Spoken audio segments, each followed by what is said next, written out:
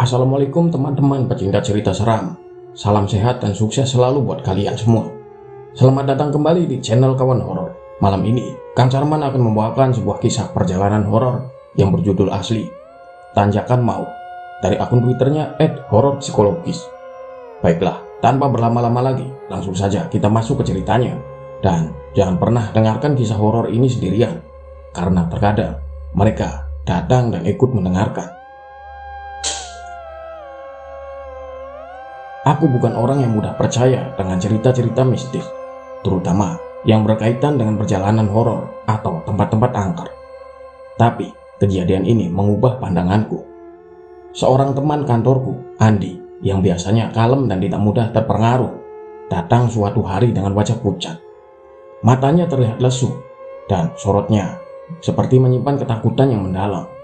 Waktu itu aku penasaran karena Andi adalah orang yang sangat rasional, bahkan seringkali meremehkan cerita-cerita horor. Tapi kali ini dia berbeda. Suatu sore setelah jam kerja, saat kami sedang mengobrol santai, dia mulai bercerita tentang pengalaman yang membuatku merinding hanya dengan mendengarnya. "Aku tidak tahu bagaimana caranya kamu akan percaya atau tidak," katanya waktu itu. "Tapi apa yang aku alami itu nyata. Ini terjadi saat perjalanan pulang dari acara keluarga. Aku, Mira, dan Sari, kami hampir tidak kembali dari tanjakan itu." Suaranya bergetar dan aku bisa merasakan betapa nyata ketakutannya. Apa yang terjadi padanya adalah pengalaman horor yang mengubah hidupnya. Andi bercerita dengan detail bagaimana malam itu terasa biasa saja pada awalnya, sampai mereka tiba di tanjakan angker yang penuh misteri. Malam mulai menyelimuti langit ketika Andi bersama keluarganya, istri tercinta Mira, dan putri mereka yang masih duduk di kelas 4 SD, Sari, melakukan perjalanan pulang setelah mengunjungi kerabat. Suasana di dalam mobil terasa tenang, diiringi suara radio yang mengalunkan lagu lembut. Sari yang duduk di kursi belakang asik bermain dengan boneka favoritnya, sesekali menggumamkan lagu anak-anak. Sementara itu, Mira yang duduk di kursi depan memandangi pemandangan luar yang perlahan-lahan semakin gelap. "Pak, sudah jam berapa sekarang?" tanya Mira memecah keheningan. "Sudah hampir jam 9, Bu," jawab Andi sambil melirik jam di dashboard mobil. "Kita sudah setengah perjalanan. Kalau tidak ada halangan, 1 jam lagi kita sampai." Mira menarik napas dalam-dalam, merasa sedikit lelah setelah perjalanan panjang itu. Matanya tertuju pada jalanan yang mulai menanjak. Di kejauhan, sebuah tanjakan curam yang terkenal di antara para pengendara terlihat seperti bayangan raksasa yang mengintai di tengah malam. "Kita akan melewati tanjakan angker ya?" Mira bertanya dengan nada was-was. Andi mengangguk meskipun matanya fokus ke depan. "Iya, tapi tidak apa-apa, jalanan sepi. Kita bisa cepat sampai kalau melewati jalan ini." "Aku tidak suka tanjakan itu, Pak." Mira menghela napas. "Orang-orang selalu bilang tempat itu angker. Sudah banyak kejadian aneh di sana kan? Kecelakaan, penampakan." Sari yang duduk di kursi belakang mendengarkan dengan telinga terjaga. "Penampakan apa, Bu?" tanyanya polos, membuat Mira tersenyum kejut. "Tidak apa-apa sayang," sahut Mira mencoba menenangkan anaknya. "Itu cuma cerita orang-orang, jangan didengarkan ya." Namun meskipun mencoba menenangkan Sari, Mira sendiri tak bisa menghilangkan perasaan tidak enak yang semakin menguat saat mereka mendekati tanjakan angker. Kabut mulai turun menghalangi pandangan, membuat suasana semakin mencekam. Udara di luar semakin terasa dingin, padahal sebelumnya tidak sedingin ini. Suara serangga malam yang biasanya ramai kini menghilang, digantikan oleh keheningan yang membuat bulu kuduk merinding. Tanjakan angker adalah nama yang diberikan oleh penduduk setempat untuk tanjakan curam ini. Bukan hanya karena tingkat kesulitannya, tapi juga karena cerita-cerita mistis yang menyelimuti tempat tersebut. Banyak yang mengatakan bahwa tanjakan ini bukan sekedar jalur menantang bagi pengendara, melainkan tempat di mana banyak kecelakaan misterius terjadi. Sebagian besar korban dilaporkan melihat sesuatu yang aneh sebelum kecelakaan terjadi. Sosok-sosok tak kasat mata yang berdiri di pinggir jalan, atau penampakan bayangan besar yang tiba-tiba muncul di depan kendaraan mereka. Orang-orang mengatakan bahwa tanjakan itu dihuni oleh roh-roh penasaran, terutama sosok wanita tua yang sering terlihat berdiri di tikungan tanjakan. Kabarnya, Dia adalah arwah seorang yang pernah meninggal secara tragis di sana, dan kini gentayangan mencari korban baru. Saat mendekati tanjakan itu, Mira merasa semakin tidak nyaman. Ia melirik kaca spion, berharap tidak melihat apapun yang aneh. Namun, keheningan di sekitar mereka semakin mencekam, seolah alam sendiri sedang menahan napas. "Pak, tolong pelan-pelan ya," ujar Mira pelan, nada suaranya penuh kecemasan. "Aku tidak mau terjadi apa-apa." Andi melirik istrinya dan mencoba tersenyum, meskipun dalam hatinya ia juga merasakan kegelisahan yang sama. "Tenang saja, Bu. Kita cuma perlu melewati tanjakan ini, dan setelah itu jalanan akan rata lagi. Tidak ada yang perlu ditakutkan." Namun, meskipun ia berusaha terlihat tenang, suasana di sekitarnya seolah berubah. Jalanan yang tadinya terasa biasa mulai tampak lebih gelap dan tidak bersahabat. Kabut semakin tebal, membuat lampu depan mobil hanya mampu menembus beberapa meter ke depan. Pohon-pohon di sisi jalan terlihat seperti sosok-sosok tinggi yang mengintai dari balik kabut. Saat mereka mulai mendaki tanjakan, suara mesin mobil terdengar lebih keras, seolah sedang berjuang untuk melewati kemiringan. Jalanan terasa lebih sepi, dan Andi menyadari bahwa mereka belum berpapasan dengan kendaraan lain sejak beberapa kilometer yang lalu. "Kenapa tidak ada mobil lain di sini, Pak?" tanya Mira dengan suara pelan, seolah tidak ingin mengundang sesuatu yang lebih menakutkan. "Mungkin sudah malam, orang-orang sudah pada pulang," jawab Andi, meskipun dirinya sendiri merasa aneh dengan keheningan ini. Mereka terus melaju pelan, dengan hanya suara mesin dan deru napas yang terdengar. Sari yang tadinya sibuk bermain bonekanya, tiba-tiba menjadi diam. Dia memandang keluar jendela dengan ekspresi takut, seolah-olah melihat sesuatu yang tak bisa ia jelaskan. "Ayah, Ibu, aku tidak suka tempat ini," Sari akhirnya berkata pelan. Mira menoleh ke arah putrinya, wajahnya terlihat cemas. "Tenang Sari, kita hampir sampai, sebentar lagi kita keluar dari sini." Namun Sari hanya memeluk bonekanya erat-erat dan berbisik pelan, "Aku merasa ada sesuatu yang mengawasi kita." Mendengar itu, bulu kuduk Andi langsung berdiri. Hawa dingin yang tidak wajar memenuhi mobil, meskipun jendela tertutup rapat. Ia menelan ludah, berusaha menepis perasaan aneh yang mulai muncul dalam pikirannya. Tetapi semakin mereka mendaki, suasana di dalam mobil semakin tegang, seolah-olah ada sesuatu yang mengikuti mereka, meski tidak terlihat. Di kejauhan, samar-samar Andi melihat bayangan berdiri di pinggir jalan. Tanpa ia sadari, kakinya mengundurkan gas, memperlambat mobil. Bayangan itu semakin mendekat, hingga akhirnya tampak lebih jelas di bawah sorotan lampu mobil. Sosok itu adalah seorang perempuan tua dengan pakaian putih yang kusut, rambutnya panjang dan acak-acakan, menutupi sebagian besar wajahnya. Mira tiba-tiba menggenggam lengan Andi dengan erat. "Pak, jangan berhenti, tolong. Jangan berhenti di sini." Suaranya hampir berbisik, penuh ketakutan. Namun Andi yang terkejut dengan kemunculan sosok itu memperlambat mobil lebih jauh hingga hampir berhenti. Tangannya gemetar di atas setir dan pandangannya tidak bisa lepas dari perempuan tua itu. "Apa dia butuh bantuan?" gumamnya pelan, meskipun dalam hatinya ia merasa ada yang sangat salah dengan situasi ini. Tanjakan angker, tempat yang seharusnya hanya menjadi bagian dari perjalanan pulang mereka, kini berubah menjadi tempat penuh teror yang tidak terduga. Sesuatu sedang mengintai, dan keluarga kecil ini tidak sadar bahwa mereka sedang menuju malam paling mengerikan di dalam hidup mereka. Andi memperlambat mobil hingga hampir berhenti tepat di samping sosok perempuan tua itu. Cahaya lampu depan mobil menyorot langsung ke arahnya, memperlihatkan setiap detail dari sosok tersebut. Pakaian putihnya tampak kusut dan kotor, seolah-olah telah lama tidak dicuci. Rambutnya panjang kusut dan menutupi sebagian besar wajahnya, hanya menyisakan bibir yang pucat dan kering. Tubuhnya sedikit bungkuk, tapi anehnya ia tidak bergerak sama sekali, hanya berdiri diam di tepi jalan, tidak bergeming meski lampu mobil menyorot tubuhnya. "Pak, tolong jangan berhenti," bisik Mira ketakutan, matanya terus teruju pada sosok itu. "Ini tidak benar, dia tidak bergerak sama sekali." Andi tidak menjawab, matanya terpaku pada wanita tua itu, berusaha memahami apakah yang dilihatnya adalah manusia biasa atau sesuatu yang lain. Dia ingin yakin bahwa ini hanyalah orang tua yang kebetulan tersesat di jalanan yang sepi ini. Tapi ada sesuatu yang tidak bisa dia jelaskan, sesuatu yang terasa tidak wajar. "Apa kita harus tanya dia butuh bantuan?" Gumam Andi, meski dalam hatinya mulai merasakan ketakutan yang perlahan menjalar. Tapi sebelum ia bisa melakukan apapun, suara lirih dari kursi belakang membuatnya menoleh.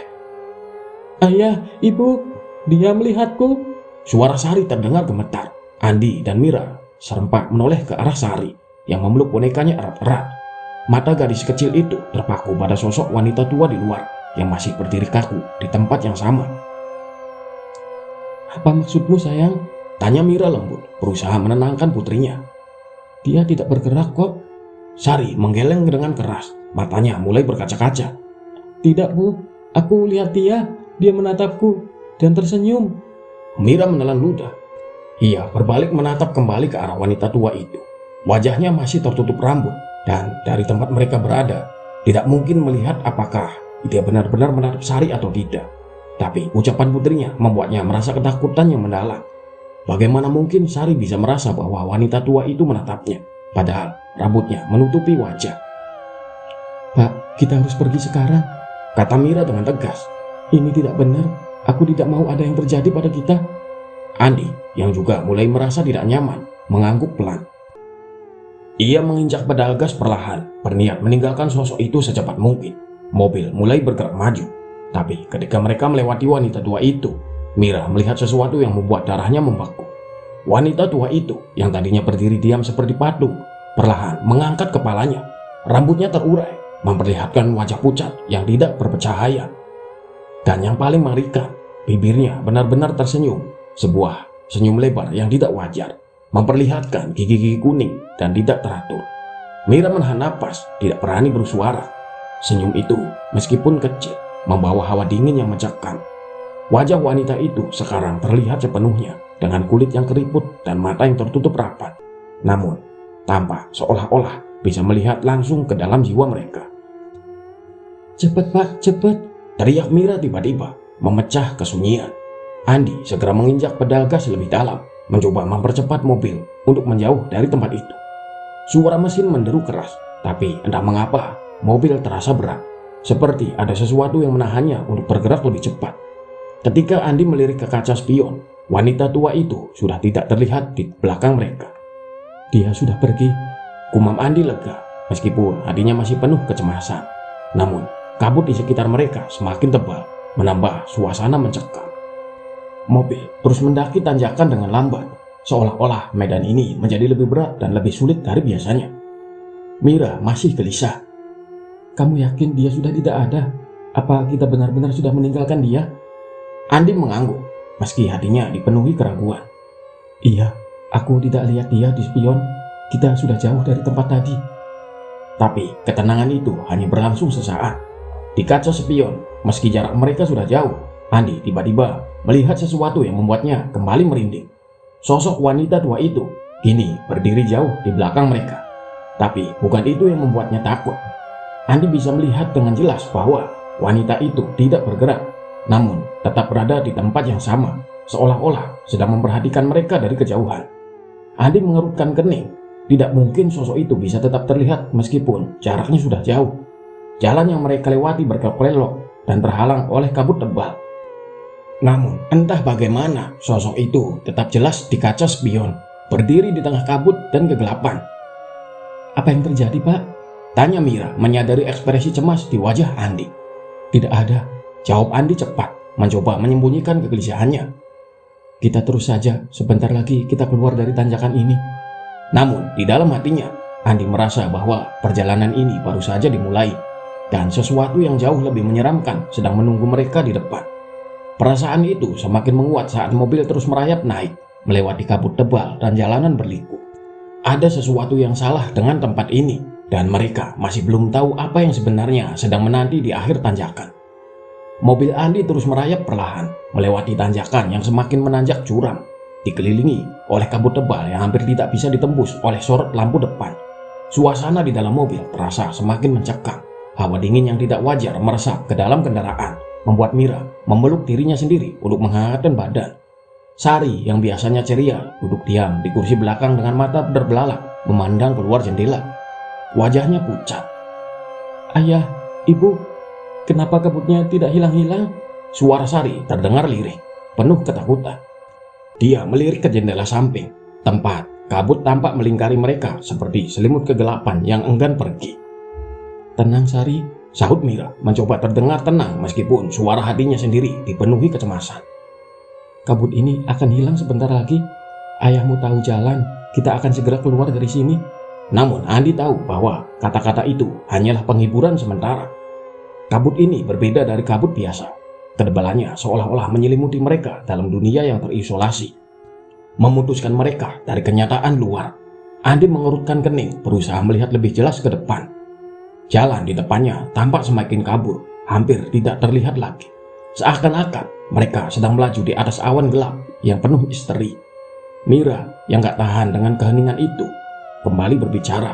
Kali ini suaranya lebih pelan, penuh kekhawatiran. "Pak, kok jalannya jadi panjang sekali? Aku tidak ingat tanjakan ini sepanjang ini. Apa kita tersesat?" Andi menggeleng, meski matanya tetap fokus ke depan. "Kita tidak tersesat, Bu. Jalanannya memang agak sepi malam ini. Mungkin kita terlalu lelah, makanya terasa lebih lama." Tapi dalam hatinya, Andi tahu ada sesuatu yang tidak wajar. Tanjakan ini seharusnya sudah berakhir beberapa kilometer lalu. Namun, mereka masih berada di jalur yang menanjak, terperangkap dalam kabut yang semakin pekat. Jalan yang biasa ia lewati berkali-kali sebelumnya, kini terasa seperti labirin tak berujung. Ia melirik ke kaca spion, berharap melihat jalanan yang sudah mereka lalui. Tapi yang ia lihat hanyalah kabut putih pekat. Tidak ada jalan, tidak ada tanda-tanda mereka sudah melewati sesuatu. "Pak, kenapa kabut ini tidak habis-habis?" tanya Mira lagi. Kali ini nadanya lebih mendesak. "Kita sudah lama di sini, tapi rasanya kayak tidak bergerak." Andi menarik napas dalam-dalam, mencoba menenangkan diri. "Mungkin ini cuma perasaan kita saja, Bu. Kita sudah lelah." Namun dalam hatinya, dia merasakan hal yang sama. Jalanan terasa semakin aneh, semakin panjang, seolah-olah waktu melambat di tempat ini. Lampu-lampu jalan yang biasanya membantu menuntun mereka seakan menghilang sepenuhnya. Dan suara mesin mobil yang berjuang mendaki tanjakan terdengar semakin berat. Tiba-tiba, tanpa peringatan, mobil Andi tersendat-sendat. Suara mesin yang tadinya menderu mulai bergetar, dan kendaraan itu perlahan melambat. Andi menginjak pedal gas lebih dalam, tapi tidak ada respon. Mobil mereka mulai berhenti di tengah tanjakan, dikelilingi kabut tebal yang terus menutup pandangan. "Pak, kenapa mobilnya berhenti?" Suara Mira mulai terdengar panik. "Kenapa tidak jalan lagi?" Andi mencoba memutar kunci kontak, berharap mobil akan menyala kembali. Tapi yang terdengar hanya bunyi mesin yang berusaha hidup, tapi tak kunjung menyala. "Aku tidak tahu, Bu. Sepertinya mesinnya mati." Mira menatap keluar jendela, matanya melebar penuh ketakutan. Apa kita keluar saja? Mungkin kita bisa cari bantuan." Andi menggeleng cepat. "Tidak, kita harus tetap di mobil. Kita tidak tahu apa yang ada di luar sana. Lagi pula, siapa yang akan kita temui di sini? Tempat ini kosong dan terlalu sepi." Keheningan kembali menyelimuti mereka, hanya dipecahkan oleh suara kabut yang terus berdesir di luar mobil. Sari yang sejak tadi diam, tiba-tiba menarik napas dalam-dalam dan menatap kedua orang tuanya dengan mata besar yang dipenuhi ketakutan. "Ayah, Ibu, aku takut," ucapnya dengan suara kecil, hampir berbisik. Mira menoleh ke belakang, memaksakan senyum di wajahnya. "Tidak apa-apa sayang, kita cuma perlu tunggu sebentar, mobilnya akan menyala lagi." Namun kata-kata itu tidak mampu mengusir rasa takut yang sudah menguasai mereka. Kabut di luar semakin tebal dan suasana di dalam mobil semakin mencekam. Andi mencoba sekali lagi untuk memutar kunci kontak, tapi hasilnya tetap sama. Mobil tidak mau menyala. Saat itulah dari kejauhan terdengar suara aneh-aneh. Suara samar-samar seperti langkah kaki yang menyeret di atas aspal. Suara itu terdengar pelan tapi jelas, semakin mendekat ke arah mobil. Andi menegang di tempat duduknya. Matanya melirik keluar jendela, tapi kabut yang terlalu tebal menghalangi pandangan. "Pak, kamu dengar itu?" bisik Mira dengan wajah pucat. Andi mengangguk pelan. "Iya, aku dengar." Langkah kaki itu semakin mendekat, terdengar semakin nyata di tengah kesunyian malam. Andi menelan ludah, hatinya mulai berdebar kencang. Siapa di luar? Pikirnya, jalanan ini seharusnya sepi, tidak ada orang selain mereka.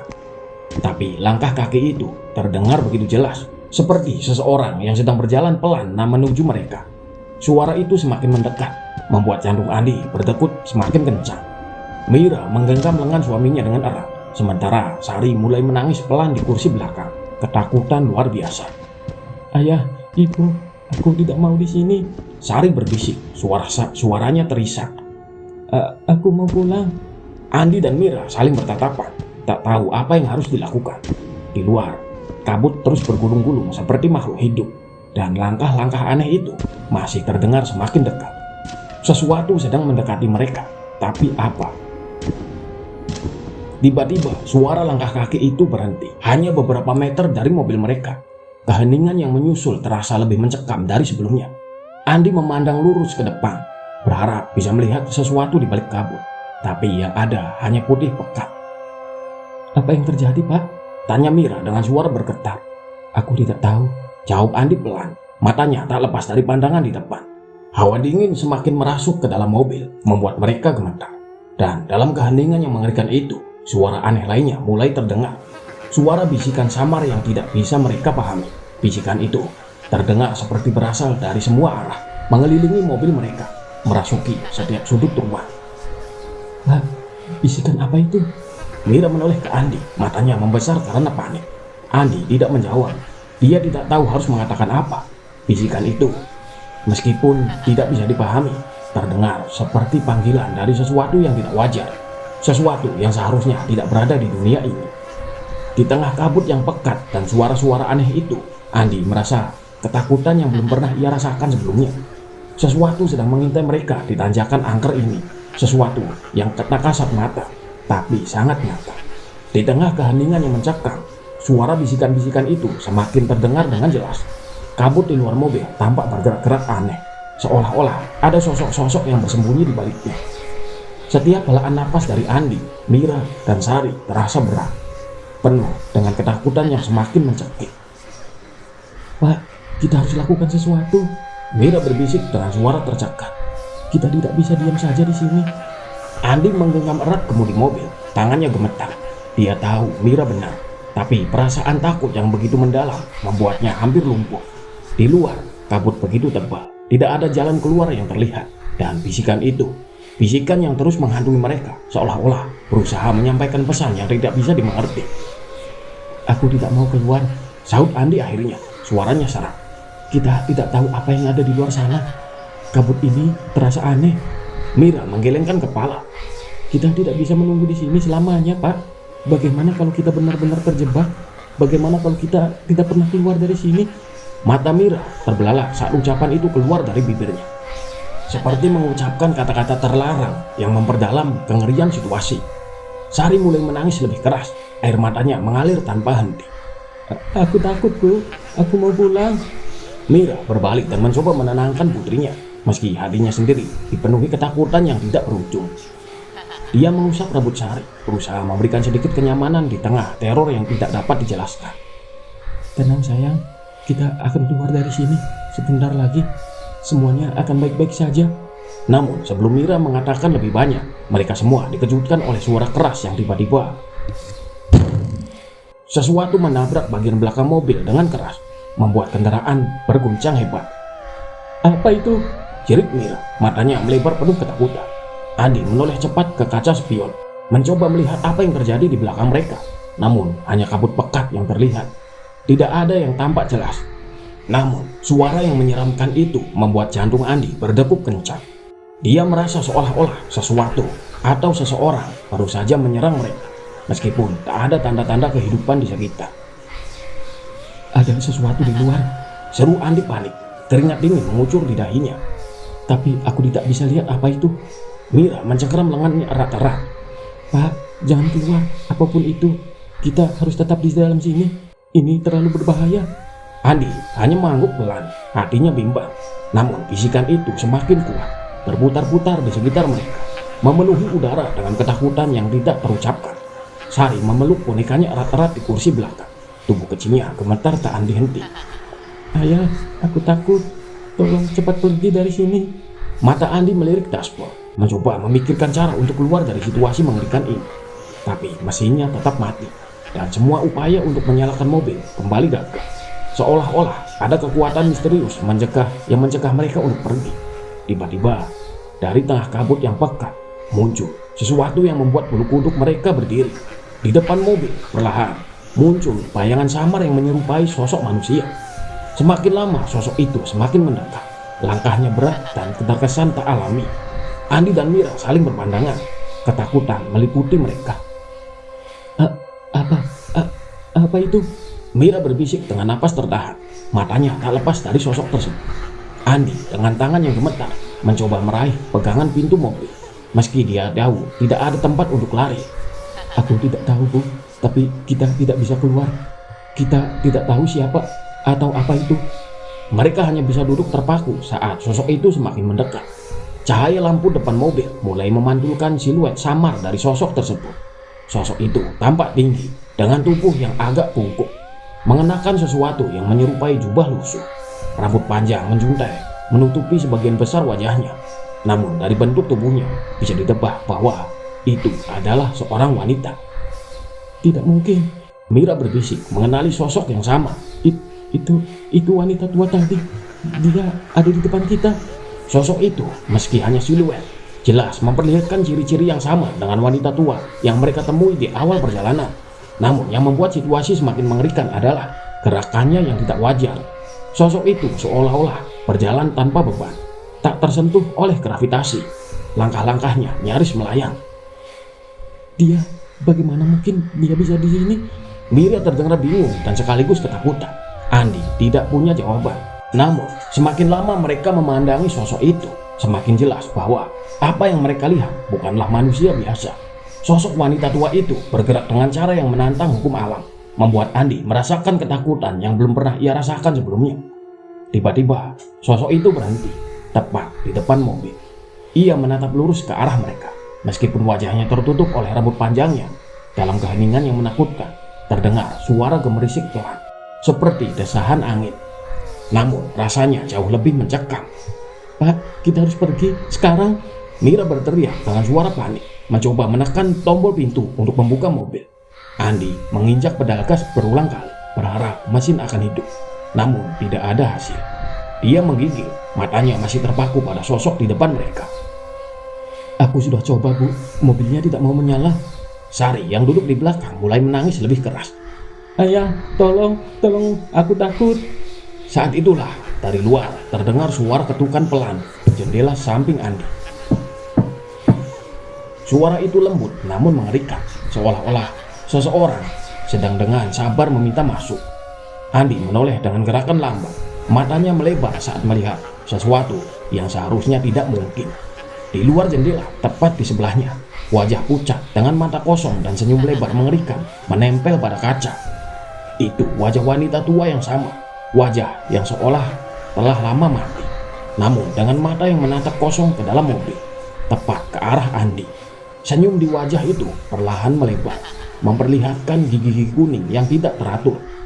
Tidak, Andi berbisik, merasa seluruh tubuhnya lumpuh oleh ketakutan. Andi, siapa di jendela? Mira bertanya panik, tapi dia tak berani menoleh, tak berani melihat apa yang sedang dilihat oleh suaminya. Andi tidak bisa menjawab, napasnya tercekat, tangannya gemetar hebat. Sosok itu tetap menatapnya dari balik kaca, tersenyum dengan cara yang sama sekali tidak wajar. Rasanya seolah waktu berhenti. Dunia di luar mobil menjadi mimpi buruk yang tak bisa dihindari. Dia ada di sini, bisik Andi akhirnya. Suaranya serak dan penuh ketakutan. Mira menutup mulutnya dengan tangan, berusaha menahan jeritan. Sari di belakang kini menangis histeris. Tubuh kecilnya berguncang oleh ketakutan yang tidak terhingga. Kabut di luar semakin tebal, menutupi semua jalan keluar. Sementara sosok mengerikan di jendela terus menatap mereka tanpa berkedip, seolah-olah mereka adalah mangsa yang sudah terjebak dalam perangkap yang tidak bisa lolos. Di tengah kepanikan itu, mereka semua tahu satu hal. Mereka tidak bisa lari dari apa yang ada di tanjakan angker ini. Ketukan di jendela berhenti, tapi suasana di mobil masih dipenuhi teror yang tak terlukiskan. Wajah mengerikan itu dengan mata kosong dan senyum yang lebar menyeramkan, perlahan menghilang ke dalam kabut yang semakin menelan mereka. Namun, kabut tidak benar-benar menghilangkan ketakutan. Justru, kabut itu menyembunyikan apa yang mungkin masih mengintai mereka dari luar. Mira yang sudah diambang kepanikan mulai gemetar tak terkendali.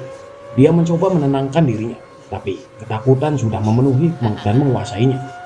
Pak, kita tidak bisa tinggal di sini. Kita harus lakukan sesuatu. Andi yang masih terperangkap oleh pemandangan mengerikan tadi mengangguk pelan. Iya, tapi mobil tidak mau menyala.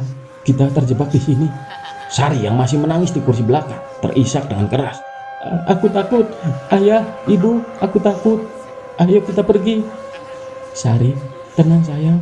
Mira berusaha menenangkan putrinya meskipun suaranya sendiri terdengar gemetar. Kita akan segera pergi dari sini.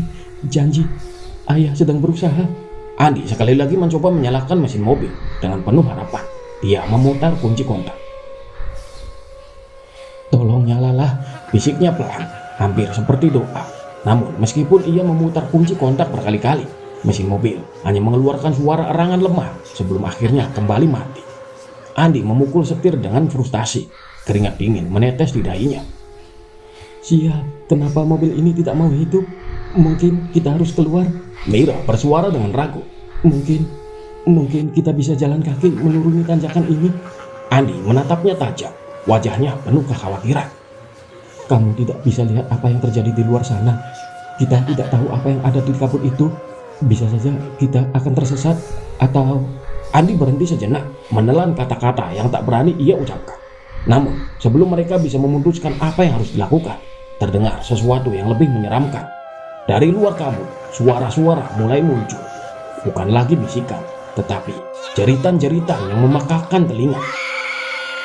Jeritan-jeritan itu terdengar seperti orang-orang yang sedang kesakitan, merintih dalam penderitaan. Suara-suara itu datang dari segala arah, mengelilingi mereka. Sari menutup telinganya, menangis lebih keras, sementara Mira mulai meremas tangannya sendiri. Wajahnya pucat basi. Dengar itu, Pak. Mira hampir tidak bisa berbicara. Apa itu suara orang-orang? Andi mengangguk meski dia berharap suara-suara itu hanyalah ilusi, mimpi buruk yang muncul karena mereka terlalu lelah. Iya, aku dengar. Jawabnya lirih. Tapi aku tidak tahu dari mana asalnya. Jeritan-jeritan itu semakin keras, semakin jelas. Ada rasa sakit yang tak terbayangkan dalam setiap suara, seperti orang-orang yang disiksa atau dihantui oleh sesuatu yang mengerikan. Andi mencoba melihat keluar lagi, berharap bisa menemukan asal jeritan itu. Tapi kabut yang pekat menghalangi pandangannya. Yang dia lihat hanyalah kegelapan yang tertutupi oleh lapisan kabut putih yang mematikan. Tiba-tiba, suara langkah-langkah kaki mulai terdengar lagi. Kali ini lebih banyak, seolah-olah ada sekumpulan orang yang berjalan mendekati mobil mereka. Langkah-langkah itu berat, menyeret, seperti orang berjalan tanpa tujuan. Mira memandang Andi dengan tatapan penuh ketakutan. Pak, kita harus keluar sekarang. Mira hampir berteriak. Jeritan itu, orang-orang itu, mereka sedang mendekati kita. Andi berusaha keras berpikir cepat. Jika mereka keluar, mereka harus berhadapan langsung dengan apapun yang ada di luar sana, dengan kabut yang menyembunyikan segala macam bahaya. Tapi jika mereka tetap di dalam mobil, mereka mungkin tidak akan pernah pergi dari tempat terkutuk ini. Baiklah, kata Andi akhirnya, suaranya bergetar. Kita akan keluar, tapi kita harus tetap bersama. Jangan sampai kita terpisah. Mira mengangguk cepat, matanya dipenuhi air mata. Oke, kita harus segera keluar. Kita akan coba menuruni tanjakan ini dengan berjalan kaki. Andi meraih senter dari dalam dashboard dan menyalakannya.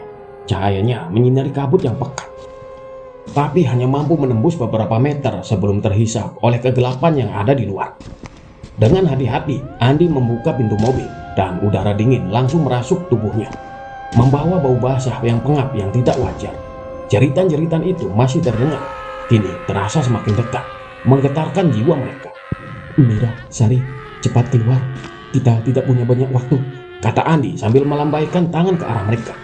Mira dan Sari keluar dengan tergesa-gesa, dan mereka langsung berdiri di samping Andi, menggigil karena dinginnya udara yang aneh. Mereka berdiri sejenak, mencoba mencari arah yang bisa mereka lalui. Kabut menutup seluruh pandangan, membuat mereka seperti berada di dunia yang sama sekali berbeda. Tanjakan angker ini sekarang lebih menyerupai neraka yang tidak berujung. Pak, mana jalannya? Mira bertanya dengan napas tersenggah. Aku tidak bisa lihat apa-apa. Andi menunjuk ke depan dengan senter, tapi cahayanya tampak sia-sia melawan pekatnya kabut. Kita harus tetap di pinggir jalan. Asalkan kita terus berjalan lurus, kita pasti akan sampai di bawah. Mereka mulai berjalan perlahan, menggenggam tangan Sari dengan erat di tengah kepanikan. Suara jeritan-jeritan dari kegelapan semakin mendekat, membuat langkah mereka semakin cepat. Setiap kali mereka mencoba mempercepat langkah, kabut seolah-olah semakin pekat, memperlambat mereka dengan kekuatan tak terlihat. Di tengah perjalanan, Sari tiba-tiba berhenti.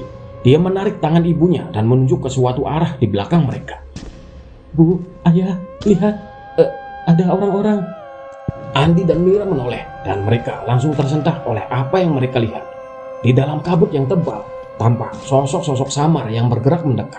Jumlah mereka banyak dan langkah mereka menyeret dengan pelan. Wajah-wajah mereka tidak terlihat dengan jelas, hanya bayangan yang tampak seolah-olah berkeliaran tanpa arah. Mereka, Mira hampir tak bisa berbicara, tubuhnya mulai bergetar hebat. mereka bukan manusia, Pak. Itu bukan orang biasa. Andi tahu Mira benar. Sosok-sosok itu bergerak dengan cara yang tidak alami, seperti bayangan dari dunia lain. Jeritan-jeritan yang mereka dengar sebelumnya berasal dari sosok-sosok ini. Makhluk-makhluk yang mungkin pernah hidup, tapi sekarang terperangkap dalam kegelapan abadi di tanjakan angker ini. Cepat, kita harus lari. Andi berteriak, menarik tangan Mira dan Sari dengan kuat. Mereka mulai berlari secepat yang mereka bisa di tengah kabut yang membelenggu. Nafas mereka terengah-engah dan setiap langkah terasa berat, seperti ada sesuatu yang menahan mereka. Suara langkah-langkah sosok-sosok menyeramkan itu semakin mendekat, dan jeritan-jeritan mereka semakin nyaring, memenuhi udara dengan ketakutan yang tidak terbayangkan. Sari menjerit keras ketika salah satu sosok itu tampak mendekat begitu dekat. Hampir bisa meraih mereka dengan tangan kurusnya. Andi menguatkan genggaman tangannya pada Sari, menariknya lebih kuat. Terus lari, sayang. Jangan lihat ke belakang.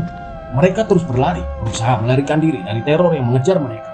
Namun, seberapapun cepat mereka berlari, tanjakan itu seolah-olah tidak berujung. Kabut semakin pekat, dan suara jeritan makhluk-makhluk di belakang mereka terus menggema, seolah mengejar mereka tanpa henti. Akhirnya, setelah apa yang terasa seperti berjam-jam, mereka melihat cahaya di kejauhan. Itu adalah cahaya jalanan yang menandakan ujung tanjakan. Lihat, kita hampir sampai. Andi berseru, suaranya penuh harapan yang nyaris putus asa. Dengan sisa tenaga terakhir, mereka berlari menuju cahaya itu. Ketika mereka akhirnya keluar dari kabut, suara jeritan dan sosok-sosok menakutkan itu perlahan menghilang, tenggelam kembali ke dalam kegelapan tanjakan angker. Mereka terengah-engah berdiri di ujung tanjakan dengan tubuh basah oleh keringat dan ketakutan.